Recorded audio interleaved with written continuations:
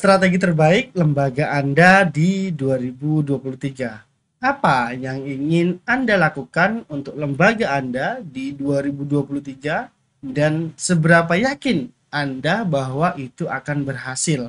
Apa pembeda yang akan Anda lakukan di tahun ini? 2023 tentu akan tidak sama dengan tahun-tahun sebelumnya. Kalau boleh, coba kami beri satu sudut pandang yang berbeda.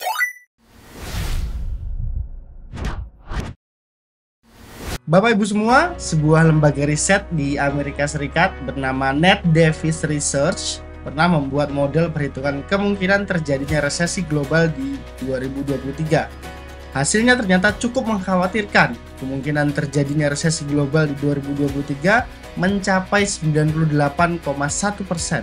Dan sebanyak 7 dari 10 ekonom yang disurvei oleh World Economic Forum menyadari akan adanya resiko resesi global ke depannya. Para ekonom kembali menghitung proyeksi dari pertumbuhan ekonomi dan inflasi yang akan terjadi. Pada hakikatnya, ada dua kemungkinan yang terjadi, resesi atau tidak. Kemungkinan pertama adalah terjadi resesi.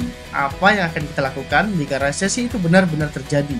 Apakah sektor pendidikan atau sekolah sudah pasti tidak akan terdampak, tidak akan kena dampaknya?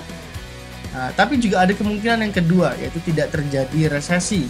Artinya ekonomi bisa stabil. Tentu ini yang kita harapkan. Tapi jangan sampai kita termasuk orang yang menyesal karena ternyata terjadi resesi dan kita tidak mempersiapkannya dengan baik. Bukankah akan lebih baik kalau kita mempersiapkan semuanya, resesi atau tidak tentu akan baik-baik saja dan tentu akan lebih baik dampaknya pada lembaga kita. Benar begitu bukan? Tahun lalu ternyata pandemi mampu melumpuhkan beberapa sekolah, bahkan ada yang hampir tidak bisa menjalankan operasional sekolahnya lagi. Jangan sampai ini terulang kembali gitu ya. Ada beberapa strategi yang bisa kita terapkan sebenarnya. Melakukan apa yang sudah kita lakukan selama ini sambil melihat apa yang dilakukan oleh lembaga lain. Dengan kata lain, kita wait and see. Nah, yang kedua, kita melakukan terobosan-terobosan yang baru, yang terukur dan menjadi pionir sehingga lembaga kita tumbuh lebih pesat. Opsi pertama tadi, kita akan terus jadi pengekor dan seperti selayaknya pengekor tidak akan pernah jadi pemimpin, tidak akan pernah ada di depan. Atau pilihan utama karena letaknya ekor pasti ada di belakang gitu ya. Selain itu, kita akan sering kehilangan momen untuk mengambil kebijakan dan terobosan-terobosan baru untuk lembaga kita. Ini kerugian dari pilihan pertama. Pilihan kedua, kita akan mampu menciptakan era baru dan lembaga kita akan semakin dikenal, menjadi pilihan utama tentunya.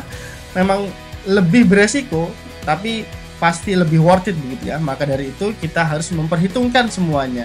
Kami sarankan Bapak Ibu semua untuk yang ada di yayasan untuk mengikuti kegiatan IMC yang akan kami selenggarakan di bulan Desember ini. Agar apa? Agar resikonya bisa termanajemen dengan baik.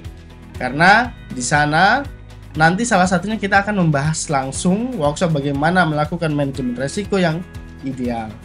Jadi bagaimana Bapak Ibu semua, pilih strategi 1 atau 2? Pilih yang wait and see atau membuat terobosan baru yang terukur untuk di 2023 ini.